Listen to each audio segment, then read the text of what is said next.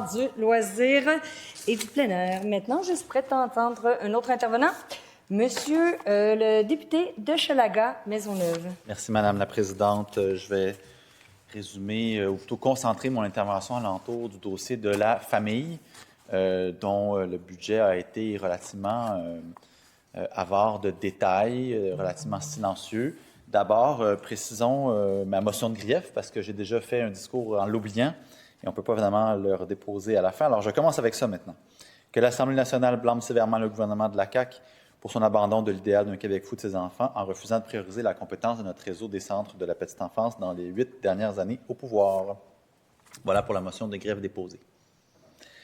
On avait toujours la promesse du côté du gouvernement d'un enfant une place, mais il n'y a aucune mesure budgétaire pour créer des nouvelles places en CPE, en centre de petite enfance, dans le budget. Oui, bien sûr, il y a eu la conversion annoncée avant le budget, d'ailleurs, un peu étrangement, mais bon, de 5 000 places non subventionnées en places subventionnées. On va les prendre, bien sûr, ces 5 000 places-là, mais précisons que 57 551 places non subventionnées. Alors, je n'ai pas fait le ratio, là, mais 5 000 sur 57 000, ce n'est pas énorme. C'est un petit pourcentage. Ce qui est troublant, en fait, c'est les 30 000 enfants qui sont en attente d'une place au Québec. Alors, encore une fois, 5 000 places converties, c'est des places qui existaient déjà.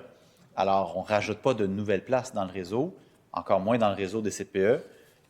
C'est encore une fois, on va les prendre dans les 5 000. C'est pas mauvais, c'est pas en soi un recul. Au contraire, on avance un peu, pas assez vite, mais on avance un peu. Mais comment se fait-il qu'il n'y avait pas davantage de fonds, d'annonces de fait pour parachever, pour compléter le réseau, notamment le réseau des CPE? C'est pourtant une priorité pour les parents d'avoir une place en contribution réduite, d'avoir une place en CPE, une place de qualité. Les études sont nombreuses sur le sujet. Les sondages aussi sont de plus en plus nombreux sur le sujet. C'est ce que souhaitent les parents, c'est des places en CPE. Ils veulent une place point, bien sûr, dans l'absolu, mais ils veulent une place en CPE. Et là-dessus, le réseau s'est bien plus vite développé d'un côté non subventionné du côté privé que du côté des CPE, qui sont, rappelons-le, des institutions qu'on pourrait quasiment appeler de public, avec des comités de parents qui sont impliqués dans leur quartier. Dans quelques semaines, je vais aller souligner le 50e anniversaire, imaginez-vous donc, d'un CPE dans ma circonscription. Vous comprendrez que son existence prédatait la création des CPE, donc c'était une garderie plus communautaire au préalable. Cela étant dit, encore une fois, j'insiste pour 30 000 places d'attente, 30 000 enfants qui attendent une place dans le réseau, c'est beaucoup. Ça n'a pas du tout progressé au rythme que le gouvernement avait annoncé dans son propre engagement électoral de 2022. Alors, c'est un échec qui est très décevant. Et pendant cela, c'est des enfants qui attendent, c'est des parents, des mères et des pères qui sont souvent pas capables de trouver une place, qui sont pas capables de retourner au travail. Souvent aussi, on se plaint via d'autres ministres d'une pénurie de main-d'œuvre, d'une crise de pénurie de main-d'œuvre dans différents secteurs. C'est certain que si on a des parents qui sont incapables de retourner au travail, la plus souvent, autrement, malheureusement, c'est les mères, c'est les femmes qui prennent le choix, ou du moins, le choix est un très mauvais mot dans ces circonstances-là, qui n'ont pas le choix de rester à la maison, considérant l'absence de place, souvent parce qu'elles ont un revenu moindre que le conjoint. Encore une fois, on se prive de cette main-d'œuvre-là dans plein de secteurs, comme celui, par exemple, de la santé ou de l'éducation, ou de d'autres secteurs de pointe aussi, des secteurs dans les économies privées. Donc, très, très déçu du côté des places en service de garde éducatif à l'enfance. Je ne peux pas m'empêcher d'intervenir également sur le dossier du RQAP, Madame la Présidente. On avait une motion ce matin pour souligner les 20 ans du régime québécois d'assurance parentale, un fleuron du Québec, qui était à l'avant-garde à l'origine, lors de sa mise en place en 2006, mais qui a pris du retard parce qu'il y a eu des baisses de cotisations idéologiques du côté du gouvernement. Pas juste ce gouvernement-ci, ça a commencé sous le gouvernement du Parti libéral. Il y a des surplus qui se sont accumulés au RQAP pour toutes sortes de raisons, principalement par le fait qu'il y a une certaine baisse de naissance, mais aussi parce qu'on n'a peut-être pas voulu optimiser suffisamment le RQAP dans les dernières années. Je me rappelle un des premiers projets de loi que j'ai eu à traiter ici avec le ministre du Travail et de l'Emploi de l'époque sur la réforme du RQAP. On remonte à 2019. Il aurait pu y avoir des améliorations, des bonifications beaucoup plus importantes au régime. Il y en avait quelques-unes, je ne veux pas dire que c'était tout mauvais, mais on avait quand même décidé de procéder à des baisses de cotisations qui rapportent quelques dollars par année aux entreprises et aux salariés qui cotisent au RQAP. Bien sûr, on se rappelle que c'est un principe assurantiel, mais alors qu'on aurait eu l'occasion à plusieurs reprises de faire des améliorations, la dernière baisse de cotisation était de 13 Madame la Présidente. C'est énorme. 13 dans les années qui ont précédé, on a eu des baisses aussi. Donc, je vous disais 4 baisses depuis 2016, si ma mémoire est bonne. Ça fait beaucoup, beaucoup d'argent dont on se prive, des centaines de millions de dollars dont on se prive, alors qu'on pourrait bonifier le régime. Parce que laissez-moi vous dire que quand on arrive dans les semaines de congés partageables, 55 de remplacement de revenus, c'est pas énorme, là. C'est bien, c'est important, c'est un régime qui est populaire, la plupart des gens l'utilisent, puis quand ils l'utilisent presque au complet. Ça reste que 57 de remplacement de revenus, c'est pas la fin des haricots, c'est pas terrible. Alors, il y aurait peut-être eu moyen d'aller chercher peut-être quelques pourcentages de plus là-dessus. Il y aurait moyen d'aller bonifier notamment les semaines réservées aux pères. C'est un des thèmes qui m'est très cher, j'en parle depuis des années, Madame la Présidente.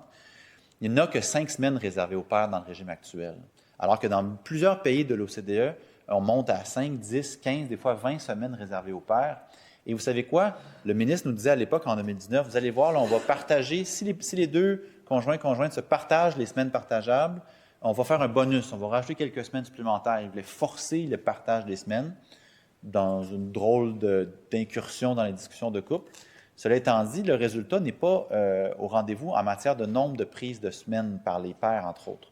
Ça a stagné depuis à peu près 10 ans, le nombre de semaines prises par les pères, malgré l'intervention de la mesure du ministre en 2019. Moi, j'y avais dit, et je lui répète aujourd'hui, je répète aux autres ministres aujourd'hui, la bonne solution pour avoir une présence plus soutenue des pères lors de la naissance de l'enfant, c'est d'y aller avec les semaines réservées aux pères.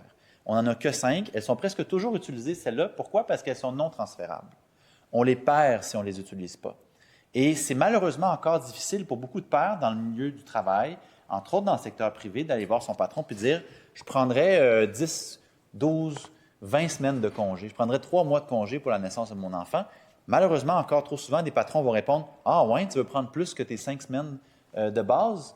T'es-tu sûr? On n'a pas vraiment le temps, on ne peut pas se passer de toi, etc., les revenus. » Alors, la pression est sur les épaules souvent du père qui doit dire « ah » et qui va se contenter malheureusement trop souvent de prendre seulement ces 5 semaines. Tandis que si on rajoutait 5 semaines supplémentaires pour un total de 10 semaines réservées au père, bien là, il y aurait moins cette pression-là, puis on aurait un effet immédiat dans la présence des pères auprès des jeunes enfants. Et toutes les études le démontrent, Madame la Présidente. Plus le père est présent lors de la naissance de son enfant pour prendre des semaines de congé, surtout s'il prend des semaines de congé seul avec son enfant d'ailleurs, plus sa présence sera soutenue tout le long de la vie de cet enfant-là. C'est une mesure qui serait assez simple à faire d'ici la fin de la législature, qui ne coûterait même pas la moitié de l'argent dont on s'est privé avec la baisse de cotisation. On sait qu'il y aura probablement d'autres surplus dans le futur. Alors, je vois la ministre de l'Emploi devant moi qui m'écoute attentivement. Je lui ressoumets cette solution-là. De grâce, ne procédons plus à de baisses de cotisation, mais ne visons qu'à améliorer le régime actuel. Il fonctionne, il est populaire, mais il pourrait être encore plus performant. Les parents du Québec le souhaitent, les pères du Québec le souhaitent également. Merci, Madame la Présidente. Je vous remercie, Monsieur le député. Maintenant, je vais vous mentionner, tantôt je suis venue pour me lever, mais finalement, vous avez constaté, je n'ai pas eu la chance. Votre motion est déposée sous réserve de sa recevabilité, bien entendu.